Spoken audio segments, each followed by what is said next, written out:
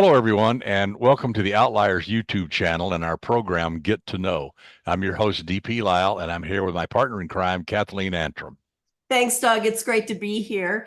And we have a fantastic interview lined up with a great author today. He's a best-selling author of oodles of books. How many books have you written now, Dave? Published or written? Well, let's start with published, and then we can get into that, the written issue. I have 11 Bruno Johnson books, 2 Dave Beckett books, and a new series started yesterday, just came out. The Blind Devotion of Imogene came out Oh my gosh. yesterday. So three series. Oh my going gosh, I can't wait to get into all of this. So we have best-selling author David Putnam with us. And I always like to start this interview, as our listeners know, with a quick question about your childhood. So I was wondering if your childhood, if you think your childhood contributed to you becoming a writer. Were you an introverted child? Were you extroverted? Do you have imaginary friends? Talk to us. That's a that's kind of a long answer needed for that. I was one of 6 kids, and we lived in a 3-bedroom house. And my mom and stepfather had a bedroom. My older sister had a bedroom. My 2 other sisters had a bedroom. And the 3 boys, we just slept where we fell. We had a sleeping bag, and we could sleep in the living room. I mostly slept on the dining room table. And we were dirt poor. I remember standing in line with my mom at the welfare lines, a defunct movie theater. And that was back when they gave us food instead of food stamps and that kind of thing. So we'd walk away with big boxes of cans of mystery meat, that kind of thing. But my mom was a avid reader, and I think that's how I fell into it, because I started reading at a very young age. And she would pick up these books that were way above my level, or should have been. And I remember one specifically when I was 9 or 10 years old. She was reading the autobiography of Eddie Rickenbacker, and it was a really nice paperback with a picture of Eddie Rickenbacker on the front, and his flying jacket and his medals. And I kept telling my mom, "Hey, I want to read that. Hurry up and finish that." And I kept bugging her. Finally, she goes, "All right." And she just tore the book in half, right where she was reading. She just tore it in half, handed me the front part of the book. She went on reading her section of the book. Yeah, so I was an extrovert, but I also read everything from a young age, and I continued on through a young adult life.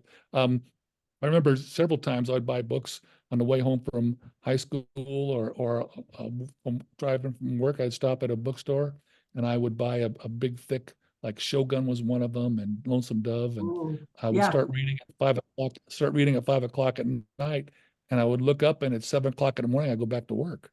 I mean, I got to take a shower and go back to work, because I was so immersed in the story. So I'm definitely an avid reader. So when did you decide to become a writer? Like, did that ever enter your mind when you were a child? I tried to write a book in junior high school, and it was in a spiral notebook, and it had cowboys and monoliths and deserts, and it was aliens, and it was fun writing it. But my writing was so poor, I couldn't even print very well. Then I tried to write 2 in high school. I never finished them. Then I fell in love with law enforcement, dropped writing, but I continued to read. And what happened was, in 1989, I was on a surveillance of a meth lab out in Lucerne Valley. And it was out in the middle of nowhere. And it's not like on movies or in TV where there's a single person or 2-man car doing a surveillance. You have one guy watching, and you have 4 cars laid off. So when the guy starts moving, you can follow him. And that they call it the eye is rotated every 2 hours. So I kept novels in the backseat of my car. And so now they were paying me to play cops and robbers, which is what I loved, and I got to read on the side. So I was down to my last book in the backseat of my undercover car, and the first book was an international bestseller, crazy popular, and I picked it up, and it was the second book of his. And what happens so often, and I found this out later, is that an author worked 10 or 15 years polishing and writing and rewriting and polishing. They sell that book, and then they have 1 year to come back with a second book. And they haven't established their craft yet, made their bones, and this book I picked up was just an absolute dog. I could not believe how bad this book was. And I was a captive audience. I was stuck in the middle of Mojave Desert. So I read the whole thing. I thought, I could do better than this. And so I wrote my first 4 novels longhand on the front seat of my undercover car. And I couldn't type yet. So I paid a college student to transcribe it. And back then she put it on a big floppy disk, not the little tiny square ones, but the big floppy disk. And that's how it all started. Then I started going to writing conferences and realized that writing was a lot more difficult than it seems, and a good author makes it look easy. That is so well put. That's absolutely true. It Now, is. you wore a lot of so what age did you enter law enforcement, and how many years did you do that job in its various forms? Because you've worn a lot of different hats as a law enforcement officer. Mhm. Yeah, I started as a sheriff's explorer when I was 15, and I went to police cadet when I was 17. I did 2 years as a cadet. It's like a gopher for the station. And I got to go on ride-alongs after I did my work, which I was doing 70-hour work weeks because I love riding along so much. Then at 20, they hired me because of my, old. I did 4 years in Ontario. I wanted more action, so I laterally transferred to LA County Sheriff's, worked South Central Los Angeles for 4 years, and it was cowboys and Indians every night down there. I burned out real quick, got hurt pretty bad, tried to leave, took an oral interview at Newport Beach, walked in suit and tie, sat down, and they said, "Thank you for showing up, but we don't think you can make the transition from ghetto deputy to beach deputy." And that was into my oral. So I tried to go all kinds of places. Finally, San Bernardino Sheriff's, from the day I called him and said, "Hey," like I said, this is my situation. I want to transfer, and this is what's going on. I want to be upfront with you." And he goes, "Oh no, go ahead and apply." So 2 weeks from that phone call, I was hired and working at San Bernardino County Sheriff's, and I did 22 years there. I worked violent. I specialized mostly. I chased bank robbers, murder suspects. I did 9 years on the SWAT team, 2 tours on the SWAT team, and I had a wild time. I had a great career. I was lucky. They were paying me to do stuff that I really loved doing. So all told, how many years was that? Well, I lost count after, let's see, I know there was 22 years, but before that. I did 28 years in Southern California. I retired at 50 years old, and I went to work as a special agent for the state of Hawaii for Hawaii 5-0. And I did 3 years there. And that was a total change of lifestyle and of job, because there is nothing going on in Hawaii. It's very boring. Oh, really? Everybody's on the beach, laid back, smoking ganja. Yeah, exactly. Yeah. Wow. I mean, I would have thought there'd be some things. I mean, there's still domestic violence and things like that, I'm sure, but like anywhere else. But as a state investigator, I didn't get involved in that. Right. So the big crime is theft, auto burglaries and personal theft, grand theft, that kind of thing. I specialized in smuggling and white collar crime, which is a totally different. I'm telling you, when I left San Bernardino, I was working internal affairs as a sergeant, and I was juggling 28 cases, which were very highly technical cases, almost like homicide, because personnel are involved. And I get to Hawaii, and they give me like 6 or 8 cases a month, and I was just bored out of my mind. Oh, so wow. Yeah. I started taking on all kinds of other cases. In any case that came in, there was 50 agents, and I was carrying no less than a third of the caseload, the number of cases being drawn. And wow. With 50 agents, and you alone were carrying 1/3. Yeah. Yeah. Well, I was always a workhorse. When I was working narcotic interdiction at Ontario Airport on an LAPD team, I was carrying 30% of the load there too. But those guys were all retired, not retired, but retired on duty LAPD guys.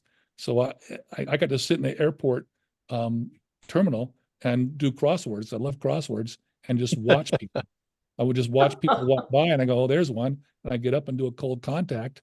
And I got so good at it that I was, when I finally left to go work criminal intelligence, the the head guy went to the sheriff and asked to have me back because their stats dropped so far. Oh, wow. So when you say you would see there's one, what would you mean by that? What were you? Well, it gets a little touchy there because some people call it racial profiling, but it's not. It's what's in reality, it's criminal profiling. So they gave me a card when I first started, no training. They gave me a radio, said go out and look, sit in the terminal and look at this card. And the card had 10 items you watch for. Last minute flights, hard side, new hard side luggage, one-way tickets, cash. There was 10 items, right? So if I wanted to get dope, I would work the front curb. I'd stand among the sky caps. I'd be wearing I had 8 shirts that said khaki work shirts that said Grace Trucking Carl, and I wore those shirts for 9 years. And my captain quit calling me Dave and started calling me Carl because I wore those shirts so much. So I would work the curb for dope, and I worked the gate for money. And the money was kind of boring, and it was easy. I go stand at the gates for certain areas like Dallas, Fort Worth, the hubs for narcotic transportation. And I would watch for people coming off the plane and they're high stepping.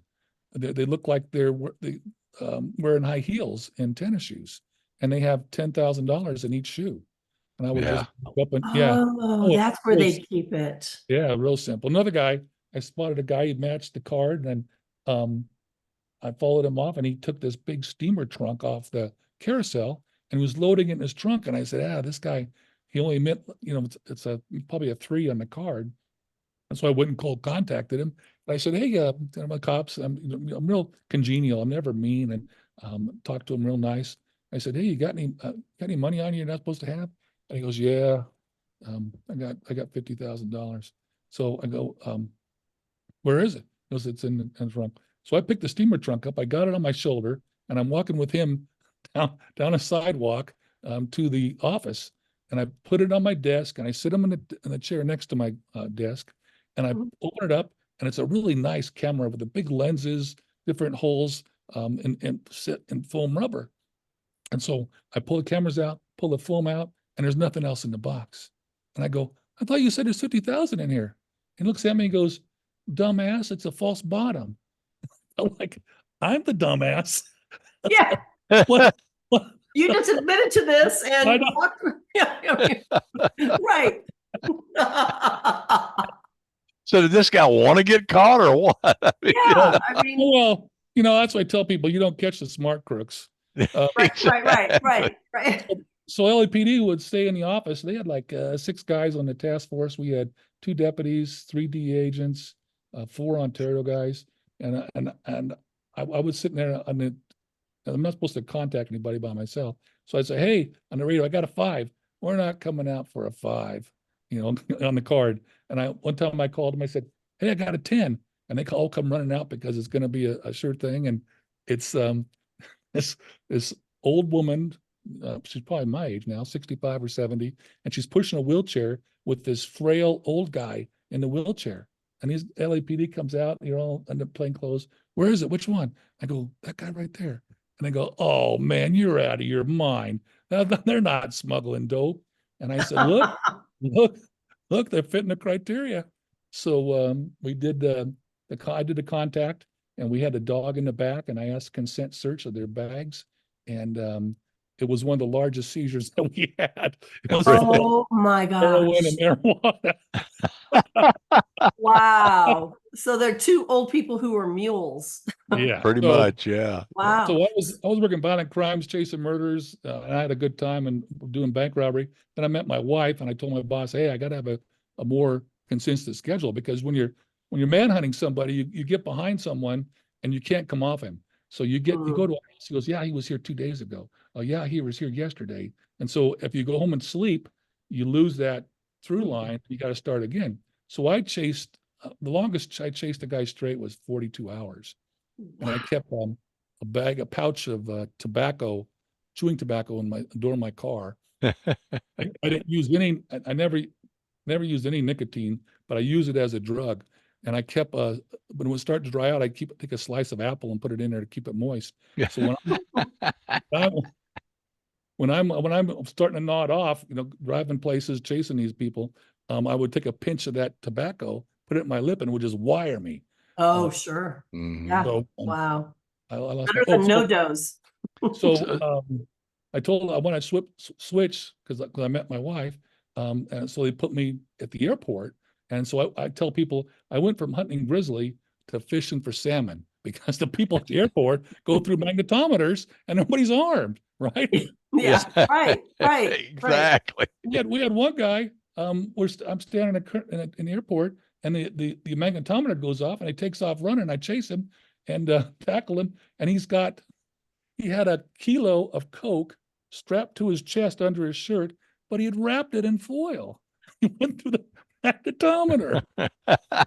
Oh my Lord. Yeah, it said criminals were smart. Yeah, not the smartest, right?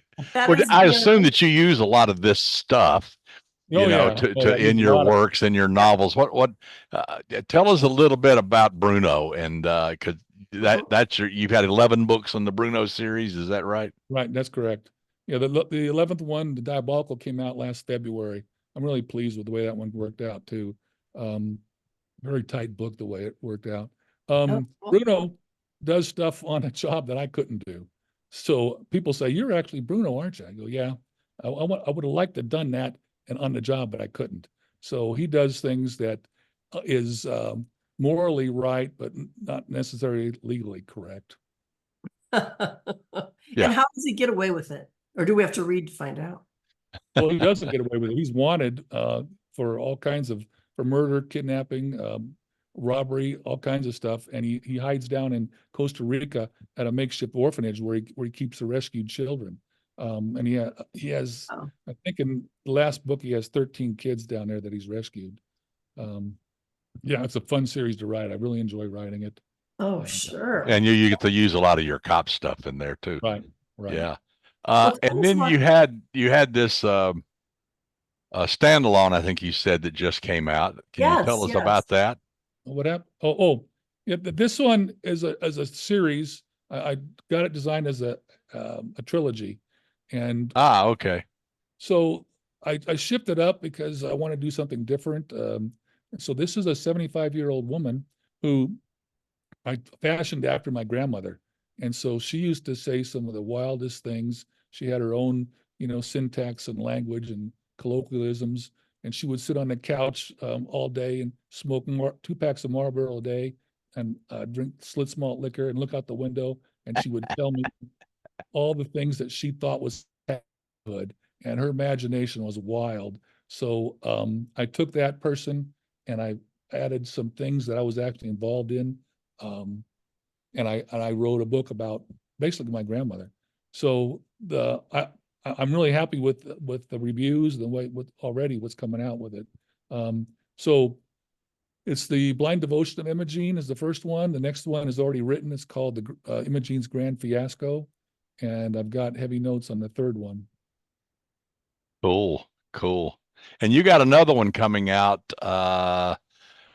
another Beckett story coming out in October. Isn't that correct? Yes, if I get it finished, I'm 3/4 of the way done with it. Sometimes I'll be writing a book, and once I've figured it out, it's no longer fun for me. So it's like a kid going to a new toy. I started writing another book, and then I started writing another book, and I finished those. I'm just finishing that second one. And so I got to get back to finishing this one. The Dave Beckett series started with A Fearsome Moonlight Black, which I'm really happy the way that one came out. And that one I wrote as a memoir. I tried to write as a memoir. I couldn't get it to work, the story arc. So this first half is absolutely true. My first year on the job, the time is condensed, but everything else, every scene in the first half actually happened. And I had some wild stuff happen to me that shouldn't have happened when I was 20 years old, 21 years old, young, innocent, wide-eyed. For instance, I was born and raised in Ontario, and I became a cop in Ontario. So I had an added layer of conflict. For instance, one night I get a call of a naked man dancing in the front yard of his house.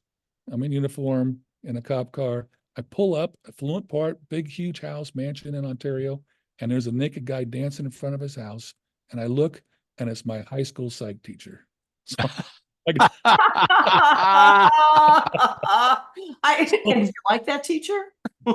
Yeah. That's funny. So I call him by name. I flag him, come on over here. And he comes walking over, and he's smoking a cigarette, and he's naked. And people are out of their houses watching this stuff. I open the car door and set him on the seat. You know, I'm brand new. I have no idea. And he sits down naked. He's smoking a cigarette. He looks up at me. He goes, "This probably isn't good, is it?" I go, "No." This is not good. This is not. So did he have like a break with reality or what? Yeah, he was a Vietnam vet, and we knew even in class that he had PTSD. Another one, my first year, I had this horrendous manslaughter case that I was working, and I was just overwhelmed with all the stuff. I was by myself, and I'm trying to control all this stuff, and I hear somebody yelling my name. I look over, my mom's standing on the corner, and she's yelling my name. And I come over to talk to her. I said, "Hey, I'm busy. Can you know?" Come to find out, she was a victim of the crook that I had in custody. And she was run off the road by the same guy. And also in this book, there was a robbery of our grocery store that we grew up going to. The only grocery store we ever went to, Market Basket, was robbed. And that's a little bit longer story, but I'm first one on scene, and I go in foot pursuit of this guy, and he grabs a kid hostage, and it's a big thing. And I am 21 years old, have no idea what I'm doing. And that's all in the first part of that book. Wow. But you're still working on this one. That one's done. It's called A Fearsome Moonlight Black. It's done. It's out. Okay. People are loving it. The second book is called A Lonesome Blood Red Sun, and it's set entirely in Phelan or Victorville, where I worked after I left LA and transferred to San Bernardino. And there's a shooting I was involved in there, a pursuit. And the reason I wrote that book, the core of the book, is this murder that I was handed. Because when I was chasing murder suspects, again, there's the reader's world and there's the real world. So in the reader's world, and on movies, the homicide guy gets the case, investigates it, and the story is all about him chasing the murder suspect. That's not what it's like in real life. Or highly specialized investigation, work the case. If they can't catch the guy right out, they get a warrant and they hand it to a dog team. I was on a dog team. I chase him down. So this one murder I'm talking about, they handed me this case, chase the victim, the suspect, and I start reading it, and I could not believe how this murder was revealed. And so in the A Fearsome Moonlight Black, I put that story in there. And I think that book is, somebody just asked me, a screenwriter just asked for that book. Bruno Johnson just got optioned. The whole series just got optioned. But now Dave Beckett looks like they're looking at Dave Beckett now too. Oh, cool. Well, you mentioned you were writing a book and you'd get kind of bored with it and go to something else. I'm assuming this means that you're not an outliner. No. Yeah. I think we're having a little bit of problem with some. If I outline the book, it's to me. I don't know what happened. Yeah, I actually teach a seminar on how to write a novel, writing book. So I write my books by a certain pattern. The story arc is the 4C: application, crisis, conclusion. There's motivation, action, reaction in each scene. So it writes itself. I don't know what's going to happen for 3 scenes ahead. So I do 3 scenes, and if I put the 5 things a scene needs in each chapter, then that automatically writes the book for me. You know, interesting. 5 things a scene needs. Interesting technique. And then, and people, I go to these writing groups and I start talking about it, and they go, "Hey, you need to write a book on how to write, on writing," because they just love this concept that I put. You should think about that. I think it's because I have dyslexia. Wow, that's so interesting. Well, now where can people get your books? Yeah. Where can people buy your books? Any place, any bookstore. You can order any bookstore. Okay. Amazon. What'd you say? Yeah. Oh, just asking. Available anywhere, online or in the store. Okay, great. Yeah. I do about 40 books a year. Cool. And Yeah. what's your website? Oh, it's David Putnam at davidputnambooks.com. I'm pretty sure. My wife handles all that. She writes it on the board for me. It's it's davidputnambooks.com is the David, website. It's David at davidputnambooks.com. Yeah. Okay, great. Cool. So David, we're gonna have to have you back. You are a great interview, and you have so many stories to tell. I mean, my gosh, we could delve into this for hours and hours. So, please, thank you so much for being here, and please come back. We'd love to have you. Thank you for having me. I'm happy to come back. Good. You start cool. me talk forever. Well, Dave, I'm sure I'll see you around the OC, at a conference and the things, the Southern California writers or Orange County writers or something. Thank you for being here. I mean, it's just fantastic, and we really appreciate it. Yeah. Looking forward to reading those books. Thank you for having me. So that wraps up this show. So Thank until you. next time, this has been Get to Know on the Outliers YouTube channel, and come back with us. We will be having other interviews very soon, as you well know. And click that thumbs up.